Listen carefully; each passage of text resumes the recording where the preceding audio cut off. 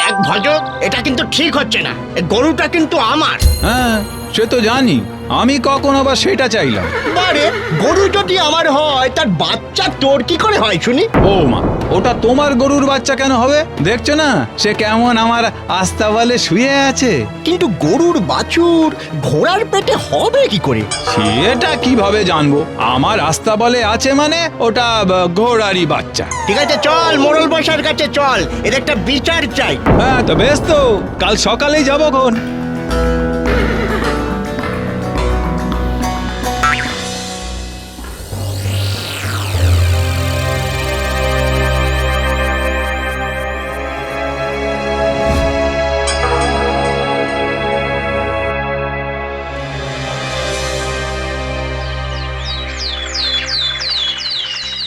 না হে নরহরি, ভজহরির কথায় যুক্তি আছে।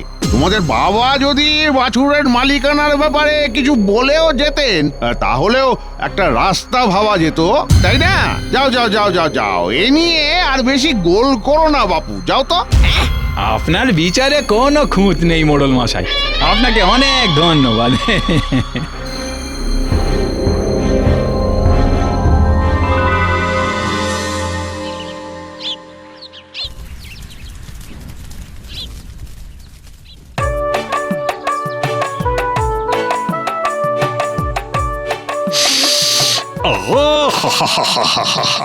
কি মধুর তালের গন্ধ!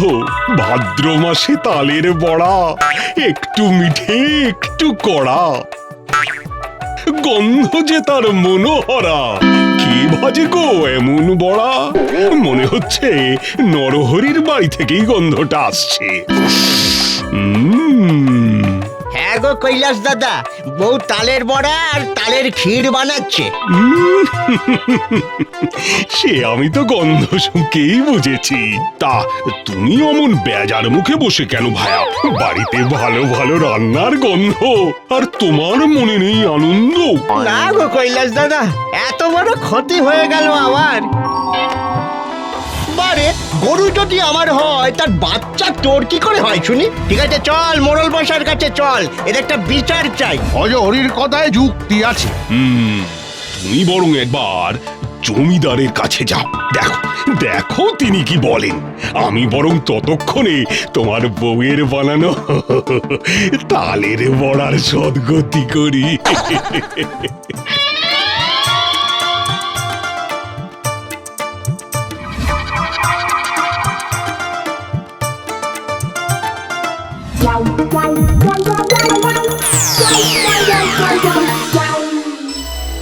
বুঝেছি বুঝেছি বুঝেছি, এ বড় জটিল সমস্যা। শোনো, আমি তোমাদের তিনটি ধাঁধা দেব, যে তার সঠিক উত্তর দিতে পারবে সেই হবে ওই বাছুরের মালিক। দাদাটা তো বোকার হদ্দ, জমিদার বাবুর প্রশ্নের উত্তর দেওয়া দাদার কম্য নয়। আগে কি ধাঁধা জমিদার বাবু? প্রথম ধাঁধা, সবার আগে ধায়, বলো দেখি কে যায়। আর পরের ধাঁধা কি? দ্বিতীয় ধাঁধা, সবার ওজন বইতে পারি, বলো দেখি আমি কোন নারী। আর ওই শেষ ধাঁধাটা কি জমিদার বাবু? হার মেনে যায় রেশম পশম, কোন সে বস্তু সবচেয়ে নরম। কিছুই তো বুঝলাম না, কি উত্তর দেবো?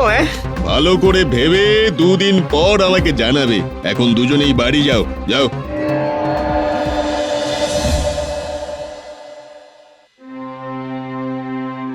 কি গো, তুমি এসেছো? তা কি বিচার করলেন জমিদার বাবু? আর বিচার? ও বাছুর আমরা আর পাবো না গো গিন্নি, আমরা আর পাবো না। জমিদার বাবু তিনটে ধাঁধা বলেছেন, দুদিনের মধ্যে তার উত্তর দিতে হবে। আমার বুদ্ধিতে তো সে কুলোবে না। না, ধাঁধাগুলো কি একবার শুনি। তুমি কি সে উত্তরগুলো পারবে কৈলাস দাদা?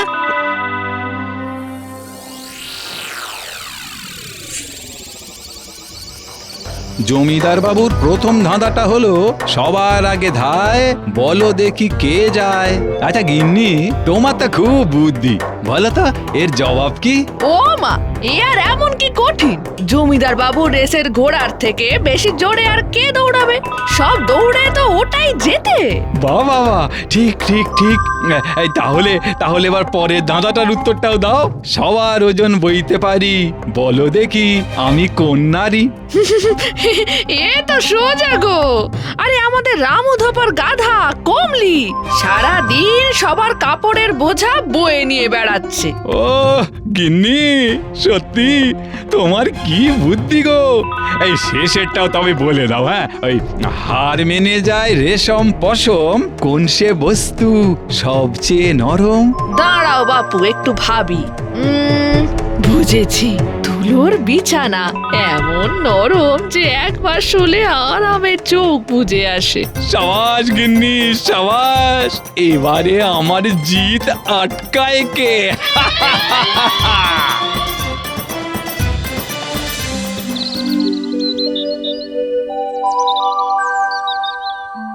এই যে হুজুর, আমি এসে গেছি। আমার উত্তরগুলো আমার হয়ে কৈলাস দাদা দেবে। বেশ বেশ, তা বলো কৈলাস, কি তোমার উত্তর শুনি। কি দারুণ সুবাস!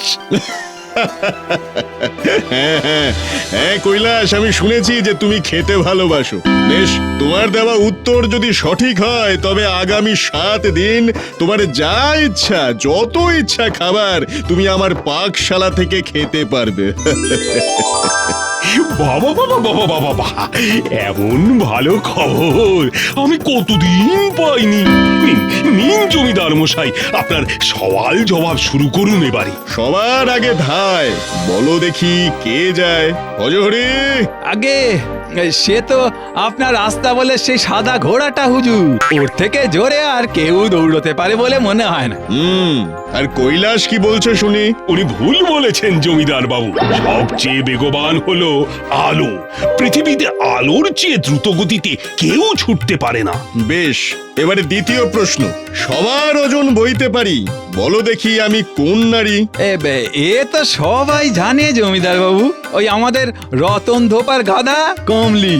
সারাদিন যেভাবে সকলের কাপড়ের মোট বয়ে নিয়ে চলে তাতে। আজ্ঞে হুজুর, এবারেও যে ভুল। আমাদের ধরিত্রী মা, মাটি হলো সেই নারী যা গোটা পৃথিবীর ভার বহন করে। বাহ বাহ কৈলাস, বাহ।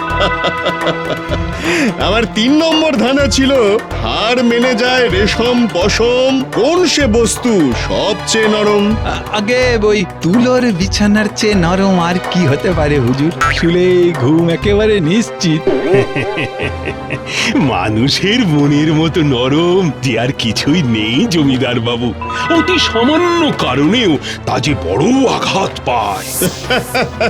ঠিক ঠিক ঠিক, একেবারে ঠিক। আমাদের গ্রামে তোমার মতো বুদ্ধিমান মানুষ আছে জেনে আমি খুবই খুশি হয়েছি। ধন্যবাদ ধন্যবাদ জমিদার বাবু।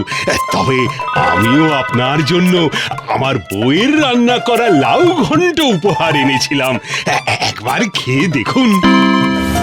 বাহ বাহ, এ তো ভারী উপাদেয়। এমন মিষ্টি লাউ পেলে কোথায়?